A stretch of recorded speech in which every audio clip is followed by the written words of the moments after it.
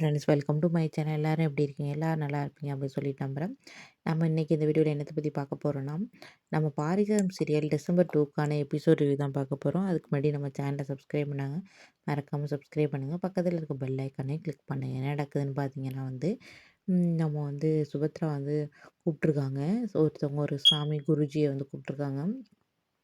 இந்த கல்யாணத்தில் எந்த பிரச்சனையும் வராதுல்ல, இதுக்கு ஏதாச்சும் நடக்காமல் ஏதாச்சும் பரிகாரம் பண்ணணுமா அப்படின்னு சொல்லிட்டு, ஏன்னா இது ஆரம்பத்துலேருந்து நிறைய பிரச்சனையாகவே இருக்குது சாமி அப்படின்னு சொல்லிட்டு கேட்குறாங்க.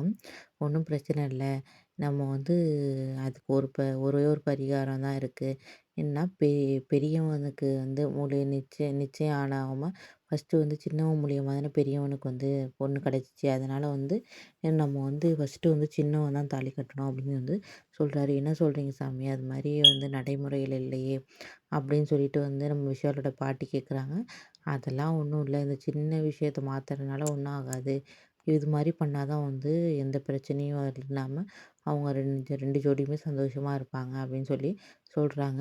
சொன்னதுக்கப்புறம் சரி அது மாதிரியே பண்ணிடலாம். விஷாலே ஃபஸ்ட்டு விஷாலே தாலி கட்டட்டும் அப்படின்னு சொல்லிடுறாங்க. வீட்டில் முடிவு பண்ணிடுறாங்க. அப்போ இசை நின்றுக்கிட்டு இருக்காங்க.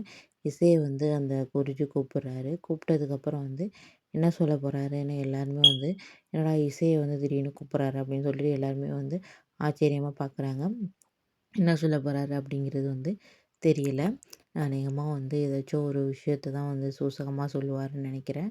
கண்டிப்பாக விஷாலுக்கும் நம்ம இசைக்கும் தான் கல்யாணம் நடக்க போகுது. இந்த ஸ்ரீஜா வீட்டை விட்டு ஓட போகுது, அது நம்ம எல்லாருக்குமே தெரியும். அப்கமிங்கில் என்ன நடக்க போகுதுன்னு பொறுத்திருந்து பார்க்கலாம் ஃப்ரெண்ட்ஸ். நெக்ஸ்ட் வீடியோ நடக்குதுன்னு எபிசோடில் என்ன நடக்குதுன்னு உங்களுக்கு நான் சொல்கிறேன். மறக்காமல் நம்ம சேனலை சப்ஸ்கிரைப் பண்ணுங்கள். ஓகே, பாய், தேங்க்யூ.